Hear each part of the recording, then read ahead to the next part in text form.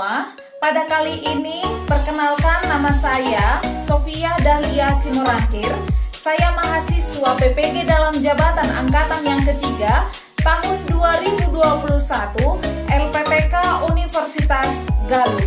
Pada hari ini 18 Oktober 2021, saya akan melaksanakan ujian kinerja mengajar pada SMA Negeri 1 Pangururan kelas 11 PMIPA dengan materi komponen-komponen darah dengan menggunakan model pembelajaran Discovery Learning. Selamat pagi anak-anak. Pagi, Bu. Selamat pagi, Bu.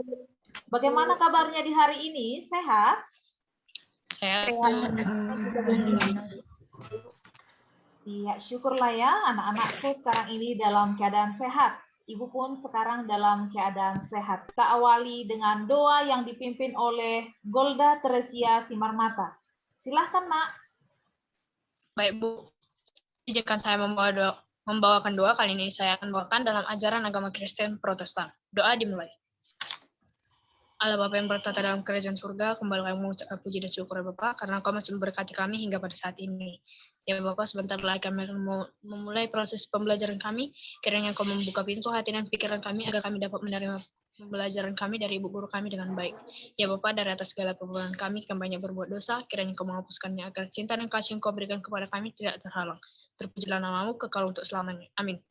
Amin. Ya, terima kasih untuk Golda Teresia Simarmata sudah memimpin doa di pagi hari ini. Nah, sekarang Ibu akan memantau kehadiran dari anak-anakku. Ya, jadi sekarang Ibu lihat semuanya sudah hadir, tapi tetap Ibu ingatkan supaya anak-anakku tetap mengisi presensi kehadiran di Google Form. Ya, Nak ya? Baik, Bu. Oke, jadi sekarang Ibu akan menayangkan gambar. Coba diperhatikan. Ini gambar dari siapa, Nak? Bapak Soekarno. Iya, betul sekali anak-anakku semuanya ya. Ini adalah gambar dari Bapak Soekarno, di mana beliau adalah presiden pertama kita, dan dia pernah mencetuskan semboyan jas merah dengan kepanjangan jangan sekali-sekali meninggalkan sejarah. Ya, jadi Ibu harapkan anak-anakku jangan pernah meninggalkan sejarah, jangan pernah melupakan sejarah, jangan pernah melupakan perjuangan para pahlawan kita dengan cara tidak pernah melupakan perjuangan untuk tetap belajar dengan baik. Ya, Nak ya? Baik, Bu. Oke. Baik, Bu. Jadi saya tanya dulu anak-anakku. Di antara anak-anakku siapa yang masih mengingat materi kita pada pertemuan sebelumnya? Tentang sistem gerak. Tentang apa? Sistem gerak, Bu. Iya, anak-anakku semuanya benar ya. Materi sebelumnya kita sudah membahas tentang sistem gerak. Oke, dalam sistem gerak tersebut, di mana kira-kira darah dibentuk? Di sum tulang, Bu. Bagus sekali semuanya anak-anakku ya. Berarti masih ingat materi yang sebelumnya, di mana darah dibentuk di sumsum merah tulang. Jadi, KD atau kompetensi dasar untuk materi kita di hari ini, yaitu kompetensi dasar 36. Menganalisa hubungan antara struktur jaringan penyusun organ pada sistem sirkulasi dalam kaitannya dengan bioproses dan gangguan fungsi yang dapat terjadi pada sistem sirkulasi manusia. Dan yang menjadi indikatornya adalah 361, menjelaskan komponen-komponen yang terdapat dalam darah manusia. 362, menganalisis struktur dan fungsi darah, yaitu sel darah dan plasma darah. 363, mengidentifikasi komponen-komponen darah pada manusia. Dan yang menjadi tujuan pembelajaran kita di hari ini, melalui kegiatan pembelajaran dengan pendekatan saintifik menggunakan model pembelajaran Discovery Learning, peserta didik dapat menjelaskan komponen darah pada manusia, dapat menganalisis informasi tentang komponen darah pada manusia berupa eritrosit, leukosit, dan trombosit, dapat mengidentifikasi komponen darah pada manusia dan menumbuhkan rasa ingin tahu, jujur, disiplin, tanggung jawab, peduli, memiliki sikap responsif atau berpikir kritis, serta mampu berkomunikasi dan bekerja sama dengan baik. Nah, supaya ini semuanya dapat anak-anakku capai, maka Ibu membagi anak-anakku menjadi 4 kelompok, yaitu kelompok 1, Inike, Amanda, Yesa, dan Cindy. Kelompok 2, Anastasia, Nanda, Dahlia. Kelompok 3, Golda, Marianti, Susi. Dan kelompok 4 adalah Febriani, Veronica, dan Adelia Simbolon. Tapi Ibu tanya dulu sebelumnya, apakah anak-anakku sudah mendownload dan membaca materi, modul, PPT, serta LKPD yang sudah Ibu bagikan melalui WA Group, Nak? Sudah, Bu. Oke. Coba dulu diperhatikan gambar berikut ini. Ini kira-kira gambar dari apa, Nak? Gambar anak yang terluka, Bu. Iya, betul sekali anakku ya. Ini adalah gambar anak yang sedang terluka. Siapa yang bisa membuat pertanyaan dari gambar tersebut? Ibu, Ya, silakan Nak Cindy. saya mau bertanya, Bu, mengapa darah berwarna merah, Bu? Terima kasih, Bu. Iya, bagus ya pertanyaan Cindy. Siapa yang bisa mencoba menjawab pertanyaan dari temannya tadi, Nak? Saya ingin menjawab pertanyaan dari saudari Cindy, Bu. Menurut saya, darah itu berwarna merah karena mungkin ada pigmen atau pewarna di dalam darah, sehingga darah itu bisa menjadi berwarna merah. Iya, bagus untuk Golda Tresia Simarmata. Nah, supaya anak-anakku lebih memahami tentang darah tersebut, mengenai komponen-komponen darah ini, anak-anakku yang kelompoknya tadi, sesuai kelompoknya, saya bagi ke dalam breakout room masing-masing, ya. Kan yang bagian pertamanya itu kan darah. Terus yang mesin penggeraknya itu kan dapat jantung. Yang lainnya itu kayak mana? Kayaknya pembuluh darah itulah jadi jalan rayanya. Seingatku waktu kita pelajari waktu SMP kayak gitu. Terus yang Halo sebagai anak-anakku penentunya itu kelompok zat. 1, bagaimana? Ada menemukan kesulitan atau miskonsepsi? Ada, Bu. Ya, tentang apa, Nak Cindy? Kan mau bertanya, Bu, apakah untuk bagian A ini jawabannya bisa lebih dari satu kata, Bu? Terima kasih, Bu. Ya, bagus sekali ya, Nak ya. Ya, jawabannya bisa lebih dari satu kata ya, Nak ya. Boleh dalam bentuk paragraf juga boleh. Ya, ada lagi pertanyaannya, Nak? Tidak, Bu. Ya, ada lagi ya? Oke, walaupun tidak ada lagi, tapi tetap Ibu ingatkan untuk anak-anak kelompok 1, supaya nanti untuk mengerjakan bagian B yang di LKPD itu, anak-anakku semuanya jangan nanti jadi tertukar-tukar ya. Misalnya volumenya, ukurannya, ya, dan jumlahnya. Ya. Yang tertukar nanti misalnya yang granulosit sama agranulosit dan sel darah merahnya. Seperti itu. Oke? Baik, Bu. Baik, Ibu. Silahkan dilanjutkan diskusinya, Nak. Sel darah putih ini kan fungsinya untuk melawan kuman penyakit kan? Iya. Terus kalau trombosit ya berperan dalam bidang pembukaan darah. Misalnya kalau kita luka pasti di situ leukosit yang berperan. Halo anakku kelompok 2, bagaimana? Apakah kalian menemukan kesulitan atau miskonsepsi? Kami kelompok 2 ingin bertanya, Bu. Ya, silahkan. Untuk bagian Anastasia. bagian B ini jawabannya bisa lebih dari satu kata, Bu. Dan plasma darah kan fungsinya banyak, Bu. Boleh kami cantumkan semua fungsinya itu, Bu? Ya, boleh sekali ya, Nak ya. Kalau anak-anakku mau mencantumkan misalnya lebih dari satu kata untuk paragraf tadi, boleh. Terus untuk plasma darahnya, fungsinya seberapa yang anak-anakku dapat bisa dicantumkan semuanya. Ya. Baik, Bu. Oke, ada lagi pertanyaannya, Nak? Tidak ada, Bu. Silahkan dilanjutkan untuk diskusinya, Nak. Bagaimana dengan anakku kelompok 3? Apakah menemukan kesulitan atau miskonsepsi? Sejauh ini tidak ada, Bu. Tidak, Bu. Oh, tidak ada ya. Bagus sekali anak-anakku kalau sudah memahami ya semuanya ya. Bagaimana dengan anak-anakku kelompok 4? Apakah ada menemukan kesulitan atau miskonsepsi? Kami mau bertanya, Bu, untuk bagian C, bisa kami mencantumkan jawabannya di bawahnya, Bu? Oh iya, boleh ya nak ya untuk bagian C. Boleh kalau misalnya agak sulit mencantumkannya langsung ke sana, bisa dibuat di bawahnya. Baik, Bu. Silahkan dilanjutkan nak diskusinya. Baik, Bu. Fungsi eritrosit itu, kan itu eritrosit sel darah merah kita. Jadi sel darah merah itu bisa membawa oksigen dan menyalurkan ke bagian-bagian tubuh kita. Melainkan, sedangkan kalau leukosit, menurutku itu bisa melawan bakteri atau kuman-kuman kayak gitu. Bagaimana Model. dengan kelompok 4? Sudah selesai dikerjakan LKPD-nya? Sudah? Sudah, Bu. Nanti sebentar lagi anak-anakku masuk ke Zoom utama ya nak ya, ruang utama. Oke. Baik, Bu. Itu kan kita mendeskripsikan kan, coba aja kayak gini, plasma darah adalah komponen darah berbentuk cairan berwarna kuning yang menjadi medium sel-sel darah, di mana sel darah ditutup 55% dari jumlah volume darah merupakan plasma darah. Volume plasma darah itu kan terdiri dari 90% berupa air dan 10% berupa larutan protein, glukosa, faktor koagulasi, ion mineral, hormon, dan karbon dioksida. Kalian kayak mana itu aja kita buat? Oh, yang itu aja lah, yang limfosit itu nanti berapa kita buat jumlahnya? Berapa kali ya? Jumlahnya kan apa aku kan 1.800 sampai 2.700 sel per milimeter kubik. Berarti 30% dari jumlah sel darah putih. Itu. Kalian apa?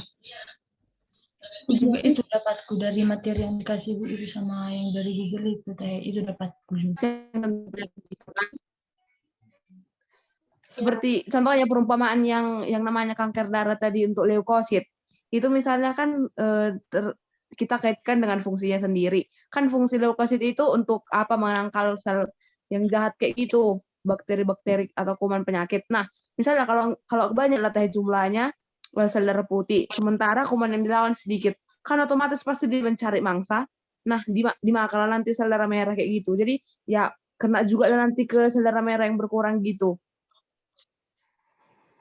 Karena kan namanya itu kan bersifat untuk mengurangi atau memakan sel apa gitu. Jadi nanti ya dimakanilah sel darah merah kayak gitu. Jadi berkuranglah sel darah merah kayak itu kurang. Bagaimana dengan kelompok 2? Sudah selesai dikerjakan LKPD-nya? Sudah, Bu.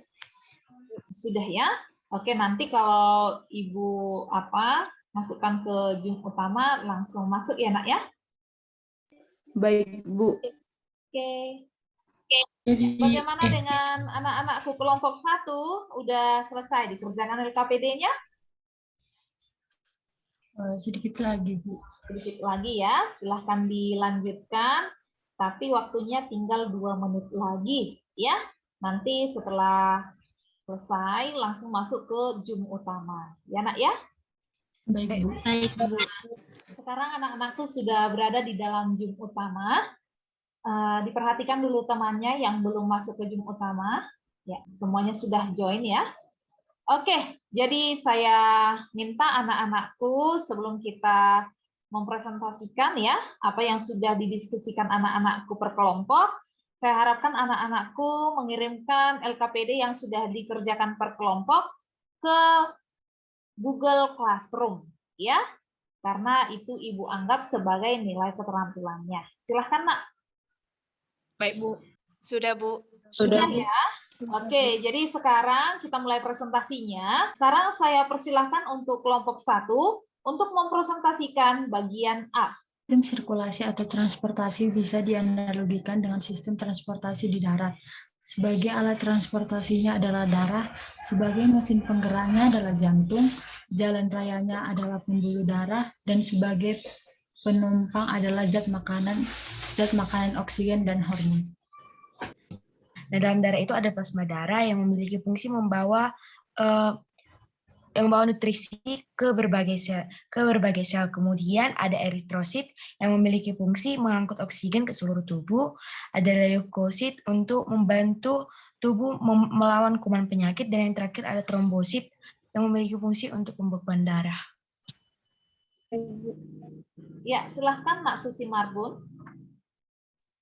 Kami dari kelompok 3 akan menambahkan untuk bagian A nomor 2, yaitu fungsi dari plasma darah.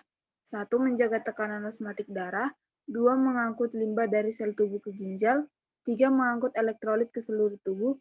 Dan 4. Mengangkut protein sebagai pertahanan tubuh. Terima kasih. Ya, terima kasih ya untuk Sisi Marbun sudah menambahkannya. Oke, ada lagi yang masih mau menambahkan, memberikan pertanyaan kepada kelompok 1? Kami, Bu, dari kelompok 2. Ya, silahkan Nak Anastasia, kelompok 2. Kami kelompok 2 ingin bertanya, bagaimana cara sel darah merah mengangkut oksigen? Terima kasih, Bu. Baik, terima kasih atas pertanyaannya dari kelompok 2 kepada kami kelompok pertama. Cara sel darah merah mengangkut oksigen yaitu yang pertama, di dalam kapiler paru, hemoglobin mengikat oksigen yang dihirup sehingga membentuk oksihemoglobin. Zat ini memberi eritrosit dan karenanya darah arteri berwarna merah cerah. Yang kedua, eritrosit kaya oksigen kemudian berjalan melalui arteri sampai mencapai kapiler jaringan. Yang ketiga, di dalam jaringan oksigen bersih dari hemoglobin dan berdifusi di dalam jaringan. Yang keempat, secara bersamaan, karbon dioksida dari jaringan mengikat hemoglobin, sehingga membentuk deoksihemoglobin. Zat ini yang memberi sel darah merah dan darah vena berwarna biru ungu. Yang kelima, eritrosit kaya karbon dioksida, yang kemudian berjalan melalui darah vena yang menuju jantung dan kemudian menuju ke paru-paru. Yang keenam, atau yang terakhir, di dalam kapiler paru-paru, karbon dioksida oksigen baru dari hemoglobin sebagai ganti dosis. Sekianlah jawaban yang bisa kami berikan dari kelompok 1. Masih ada dari kelompok lain yang ingin bertanya? Kami dari kelompok 4, Bu. Ya, silahkan Nak Febri dari kelompok 4. Baiklah, kami dari kelompok 4 ingin menanyakan kepada kelompok 1. Kami menanyakan, apakah produksi sel darah merah untuk setiap orang itu sama? Ya, bagus sekali ya pertanyaan dari kelompok 4. Apakah produksi sel darah merah untuk setiap orang sama? Ya, silahkan kelompok 1 untuk menjawabnya. Terima kasih pertanyaan dari kelompok 4. Saya akan menjawab pertanyaannya, yaitu apakah produksi sel darah merah sama untuk setiap orang? Produksi sel darah merah baru juga disebut erythropoiesis, dipicu oleh rendahnya kadar oksigen dalam darah. Tingkat oksigen yang rendah dapat terjadi karena berbagai alasan termasuk kehilangan darah, keberadaan di dataran tinggi, olahraga, kerusakan sumsum tulang, dan kadar hemoglobin yang rendah. Jadi, produksi sel darah merah dipengaruhi oleh keadaan dan keberadaan seseorang. Sekian jawaban dari kelompok 1. Terima kasih, kami sudah dapat memahami jawaban yang diberikan, Bu. Ya, bagus ya kalau Nak Febri sudah memahaminya. Masih adakah yang ingin bertanya kepada kelompok 1? Ya, tidak ada lagi ya. Oke, kalau tidak ada lagi, sekarang kita persilahkan kelompok 2 untuk mempresentasikan bagian B. Silahkan. Kami kelompok 2 akan mempresentasikan bagian B, yaitu mengenai komponen darah. Komponen darah dibagi menjadi 3 jenis, yaitu eritrosit, leukosit, dan trombosit. Yang pertama yaitu eritrosit. Bentuk dan ukuran eritrosit yaitu bikonkav dan 8 mikron, di mana jumlah normal per mililiter yaitu 4 juta sampai 5 juta sel per milimeter kubik. Fungsi dan sifat-sifatnya yaitu transport oksigen tetap ada di dalam pembuluh darah.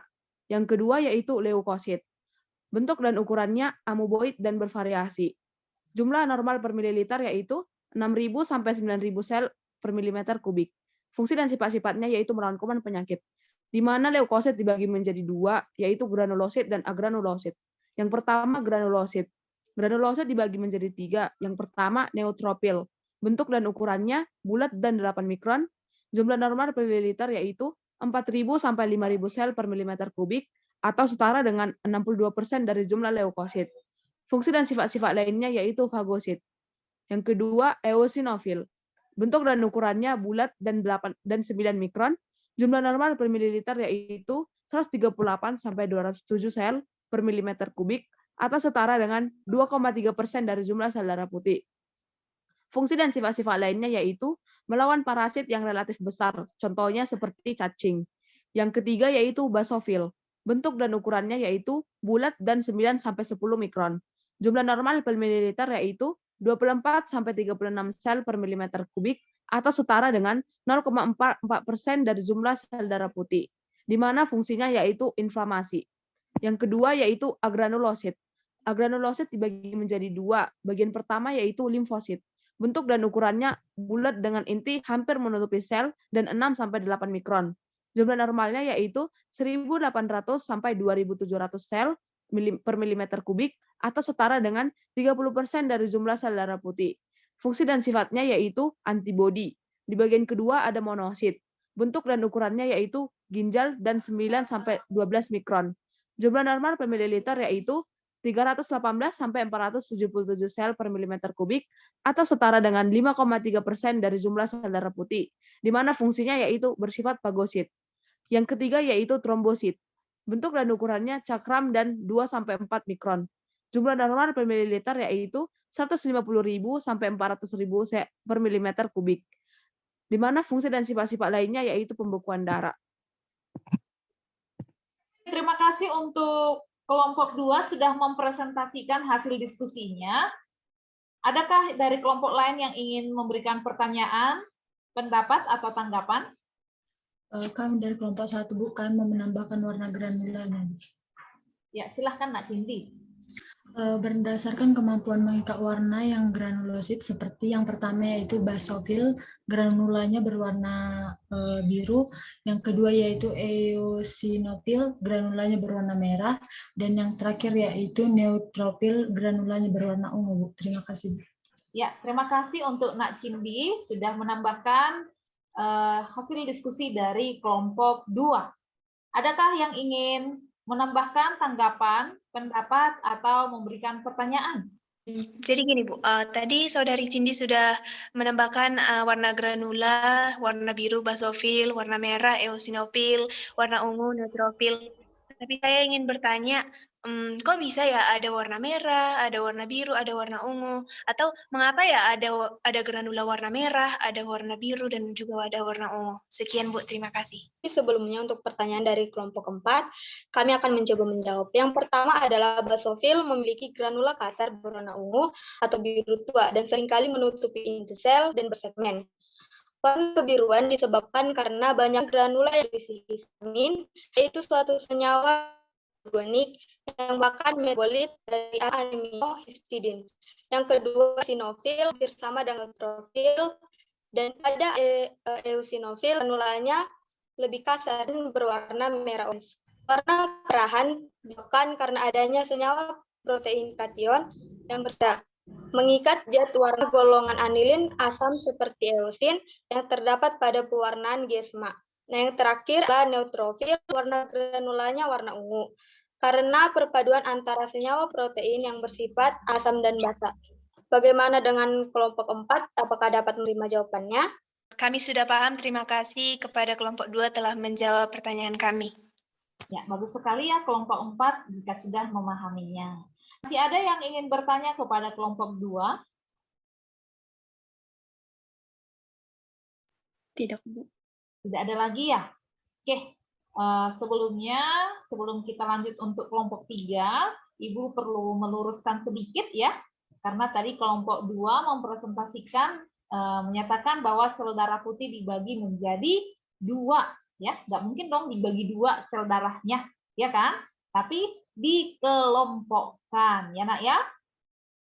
Sel darah putih dikelompokkan berdasarkan granulanya ada 2, yaitu granulosit dan agranulosit. Nah, seperti itu ya Nak ya. Oke, nah sekarang kita lanjut untuk kelompok 3 mempresentasikan hasil diskusinya. Baiklah, terima kasih atas kesempatan ini. Inilah hasil diskusi kami, yakni bagian C, skema pembukaan darah. Jika terjadi luka yang menyebabkan pembuluh darah terbuka, maka trombosit yang ada di pembuluh darah akan pecah dan mengeluarkan enzim yang disebut enzim trombokinase. Enzim trombokinase ini akan mengaktifkan protrombin. Protrombin disertai dengan vitamin K dan ion kalsium akan berubah menjadi trombin.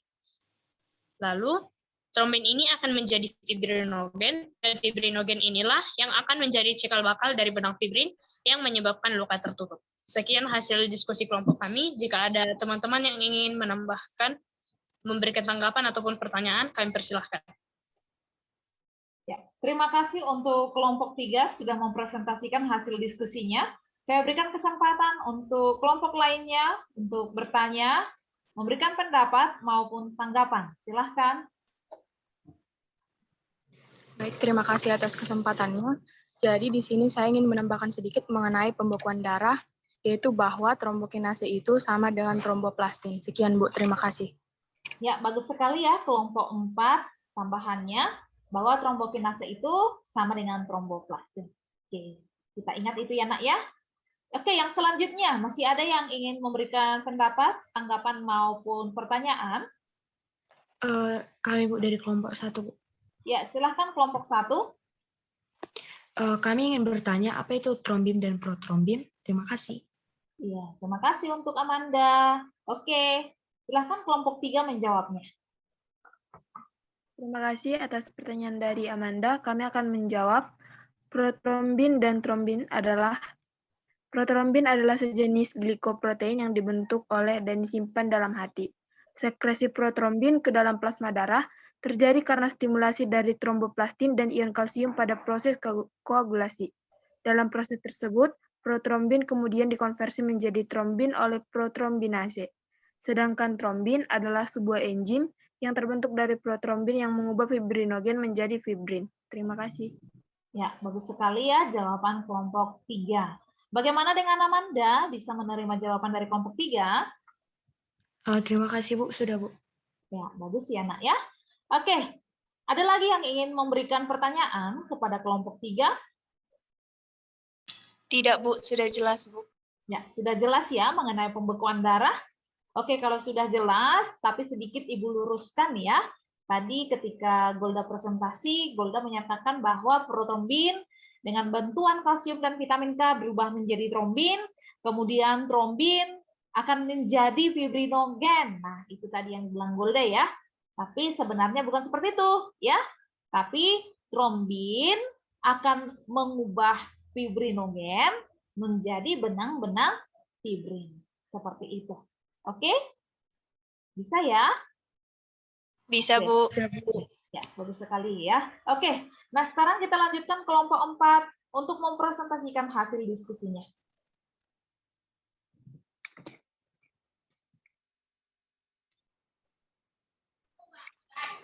D. Plasma darah. Plasma darah merupakan komponen darah berbentuk cairan berwarna kuning yang menjadi medium sel darah di mana sel darah ditutup. 55% dari jumlah atau volume darah merupakan plasma darah. Volume plasma darah terdiri dari 90% berupa air dan 10% berupa larutan protein, glukosa, faktor koagulasi, ion mineral, hormon, dan karbon dioksida. Baik, selanjutnya zat-zat yang dapat terlarut dalam plasma darah. Nah, yang pertama yaitu gas oksigen, gas nitrogen, gas karbon dioksida, lalu yang kedua adalah protein seperti fibrinogen, albumin, dan globumin. Nah, albumin ini berfungsi untuk menjaga keseimbangan tekanan osmotik darah. Lalu, sedangkan globulin fungsinya sebagai pembentuk zat antibodi. Sedangkan fibrinogen berperan penting dalam pembekuan darah kita. Lalu selanjutnya adalah enzim. Enzim berfungsi untuk mempercepat reaksi kimia yang ada atau yang terjadi dalam tubuh kita. Lalu yang keempat adalah antibodi, lalu yang kelima adalah hormon. Hormon berfungsi untuk mengatur metabolisme pada tubuh kita. Lalu selanjutnya ada zat urea, lalu asam urat, lalu yang kemudian adalah sari makanan dan mineral seperti glukosa, gliserin, asam lemak, asam amino, dan juga kolesterol. Sekian hasil diskusi kami, dan sekarang kami persilakan kepada teman-teman yang ingin menyampaikan pendapat, saran, atau pertanyaan. Ya, terima kasih untuk kelompok 4 sudah mempresentasikan hasil diskusinya. Sekarang saya berikan kesempatan untuk kelompok lainnya untuk memberikan tanggapan, pendapat, maupun bertanya. Silakan. Sudah jelas, Bu. Ya, sudah jelas ya semuanya? Sudah ya? Oke, kalau sudah jelas, berarti saya berikan kesempatan untuk Veronica menyimpulkan materi kita di hari ini. Baik, Bu. Terima kasih atas kesempatannya, Bu. Jadi, untuk hasil diskusi kita atau hasil presentasi kita hari ini, saya dapat menyimpulkan bahwa darah merupakan sistem sirkulasi manusia. Komponen darah terdiri dari plasma darah dan sel darah. Plasma darah merupakan komponen darah berbentuk cairan berwarna kuning yang menjadi medium sel darah. Sel darah terdiri dari 3, yaitu sel darah merah, sel darah putih, dan juga keping darah.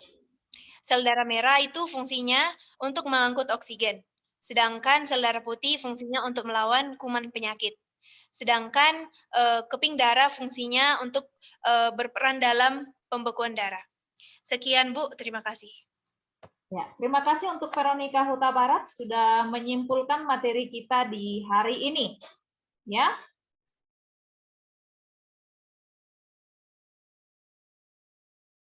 Nah, sekarang Ibu akan men-share PPT untuk anak-anakku sebagai penguatan atas materi yang sudah dibahas tadi.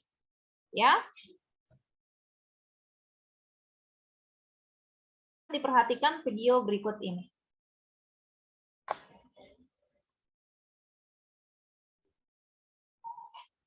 Darah merupakan jaringan ikat yang berwujud cair dan tersusun atas 2 komponen, yaitu plasma dan elemen seluler.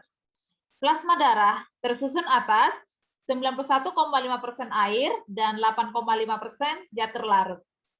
Zat terlarut yang dalam plasma darah antara lain sari-sari makanan, mineral, hormon, antibodi, dan zat sisa metabolisme. Sel darah merah. Nah, di mana sel darah merah berbentuk bulat pipi dengan tengahnya cekung disebut dengan bikonkav. Sel darah merah tidak memiliki inti sel dan warna merah pada sel darah merah disebabkan oleh hemoglobin dalam sel darah merah. Hemoglobin merupakan suatu protein yang mengandung unsur besi dan sel darah merah ini paling banyak terdapat dalam darah. Kemudian, 1 tetes darah terdiri atas 5-6 juta sel darah merah. Dan ketika dalam paru-paru, daya ikat akan oksigen akan sangat tinggi. Sehingga nanti Hb akan bergabung dengan oksigen. Ketika oksigen dalam jaringan tubuh, daya ikat dari Hb akan berkurang, sehingga oksigen akan dilepas dan oksigen akan menuju sel-sel dalam tubuh. Sebaliknya, jika dalam jaringan dalam tubuh, maka daya ikat Hb terhadap CO2 tinggi, sehingga nanti CO2 berikatan dengan Hb membentuk karbaminohemoglobin. Kemudian sel darah merah yang mengandung karbaminohemoglobin tersebut menuju paru-paru, dan di paru-paru CO2 tersebut akan dilepaskan dari tubuh. Sel darah merah dibentuk dalam sumsum merah tulang, namun selama dalam kandungan, sel darah merah dibentuk di hati dan limfa.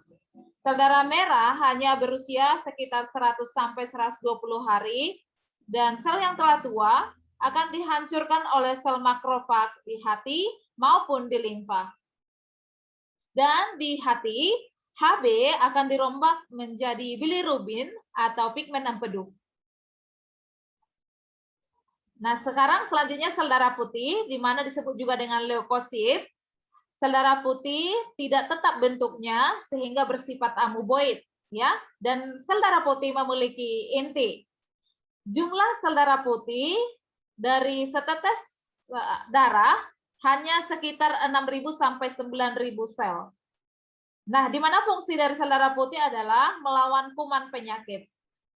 Jenis-jenis sel darah putih ada eosinofil, di mana jumlahnya 2-3% dari seluruh sel darah putih, berfungsi untuk melawan infeksi cacing. Kemudian basofil, jumlahnya 0,5-1%, neutrofil 55-70% dari semua sel darah putih berfungsi sebagai fagositosis. Kemudian yang selanjutnya limfosit, jumlahnya ada 30% dari semua sel darah putih dan berfungsi untuk imunitas atau kekebalan tubuh. Dan monosit, jumlahnya 3-5% dari semua sel darah putih berfungsi untuk melawan kuman.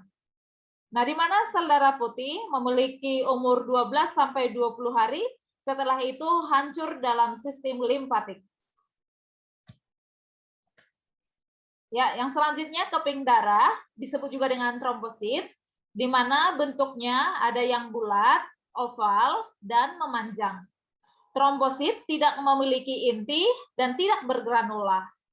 Nah, di mana jumlahnya 200.000 sampai 400.000 sel setiap tetes darah, di mana umurnya 5 sampai 9 hari, berfungsi untuk pembekuan darah. Di mana jika terjadi luka, maka trombosit akan pecah karena bersentuhan dengan permukaan kasar dari pembuluh yang terluka. Kemudian, jika trombositnya pecah, trombokinase akan dilepaskan atau enzim tromboplastin.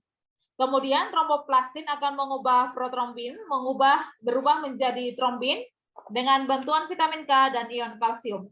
Dan trombin akan mengubah fibrinogen menjadi benang-benang fibrin. Dan benang-benang fibrin tersebut akan menjaring sel-sel darah sehingga darah tidak keluar lagi. Nah, seperti itu ya, Nak ya. Oke, seperti itulah komponen-komponen darah. Nah, dari video yang Ibu tayangkan tadi, sudah semakin paham, Nak, tentang komponen-komponen darah? Sudah? Oke, kalau sudah semakin paham, coba kita jawab contoh soal berikut ini. Jenis komponen darah yang memiliki ciri tidak memiliki inti sel, berumur 100-120 hari, bentuk bikonkav, diproduksi di sumsum tulang belakang adalah apa, Nak? Iya, betul sekali ya, Nak ya. Berarti memang sudah memahami materi di hari ini. Jawabannya adalah eritrosit. Oke, jadi karena anak-anakku sudah sangat paham, berarti tentang materi ini sudah bisa kita tutup. Dan kita berikan aplaus untuk kelompok yang sangat aktif di hari ini, yaitu kelompok 1. Ya, mari kita berikan aplaus. Kemudian yang aktif nomor 2 yaitu kelompok 2. Kita berikan aplaus. Iya. Jadi untuk kelompok 3 dan kelompok 4 untuk pertemuan berikutnya silahkan ditingkatkan keaktifannya ya, Nak ya. Tapi walaupun seperti itu kita tetap memberikan aplaus kepada kelompok 3 dan kelompok 4. Oke. Jadi yang menjadi tugas ya, yang menjadi tugas anak-anakku yaitu silahkan dikerjakan soal pilihan berganda yang ada di modul, kemudian dikirimkan jawabannya ke Google Classroom. Dan yang menjadi materi kita untuk pertemuan berikutnya adalah alat-alat peredaran darah. Oke. Paham, Nak? Paham? Tugasnya? Paham, Bu. Iya. Jadi harapan Ibu untuk materi pertemuan berikutnya itu dipelajari sehingga ketika pertemuan berikutnya pembelajaran kita akan sangat lancar, ya. Nah, untuk menutup pembelajaran kita di hari ini, maka kita tutup dengan doa yang dipimpin oleh Marianti Silalahi. Silahkan, Nak Marianti. Untuk menutup pembelajaran kita hari ini, mari kita bersatu dalam doa menurut agama dan kepercayaan kita masing-masing. Berdoa dimulai.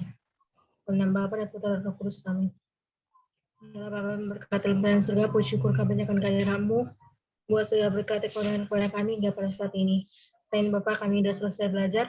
Berkatlah pelajaran itu ya Bapak, agar berguna bagi kami dalam kehidupan kami sehari-hari. Ya Bapak, berkati juga kedua orang tua kami, guru-guru kami. Berikanlah mereka kesehatan, panjang umur, dan mudah rezeki, agar mereka dapat mendidik kami anak-anaknya dengan baik. Inilah doa kami ya Bapak, terpujilah Engkau Pindah-Sebas dalam masa amin. Dalam Bapa dan Putra dan Roh Kudus, amin. Terima kasih ya untuk Marianti sudah memimpin doa di hari ini. Nah, kita tutup pertemuan kita di hari ini. Selamat pagi. Selamat pagi, Bu. Selamat pagi, Bu.